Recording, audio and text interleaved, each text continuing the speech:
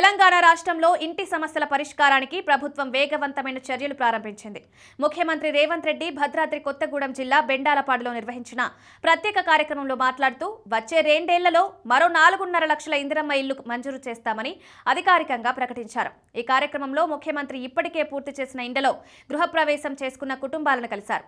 వారి ఆనందాన్ని పంచుకోవడంతో పాటు ఒక్కొక్క ఇంటిని స్వయంగా పరిశీలించారు. కుటుంబ సభ్యులతో పక్కనే కూర్చుని వారు అందించిన అల్పాహారం స్వీకరించడం ప్రజలలో ప్రత్యేక ఉత్సాహాన్ని రేకెత్తించింది. గృహప్రవేశం చేసిన కుటుంబాలకు చీరలను అందజేసి వారి ఆనందోత్సవంలో పాలు పంచుకున్నారు. సమావేశంలో గ్రామస్తులతో మాట్లాడిన ముఖ్యమంత్రి వారికి రేషన్ కార్డులు వచ్చాయా, సన్నబియ్యం అందుతుందా, ప్రభుత్వం పథకాల లబ్ధి పొందుతున్నారా వంటి అంశాలను వ్యక్తిగతంగా విచారించారు. గ్రామానికి కేటాయించిన 312 ఇండ్ల వివరాలు తెలిసినప్పుడు సంతోషం వ్యక్తం చేశారు.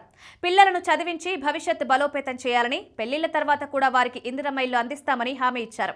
గత 10 సంవత్సరాల్లో ప్రతి సంవత్సరం 2 లక్షల ఇల్లు నిర్మించుంటే ఇప్పటికి 20 లక్షల ఇల్లు సిద్ధమయ్యేవని గుర్తు చేశారు. కానీ ఆ లోటును పూడ్చడానికి కొత్త ప్రభుత్వం ప్రయత్నిస్తోందన్నారు. మొదటి విడతలోనే 4.5 లక్షల ఇళ్లను మంజూరు చేశామని, వచ్చే 2 ఏళ్లలో మరో 4.5 లక్షల ఇళ్లను కట్టించేందుకు తగిన చర్యలు తీసుకుంటామని హామీ ఇచ్చారు. గృహప్రవేశం సందర్భంగా కురిసిన చిరుజల్లులను ఆయన శుభసూచకంగా పేర్కొన్నారు.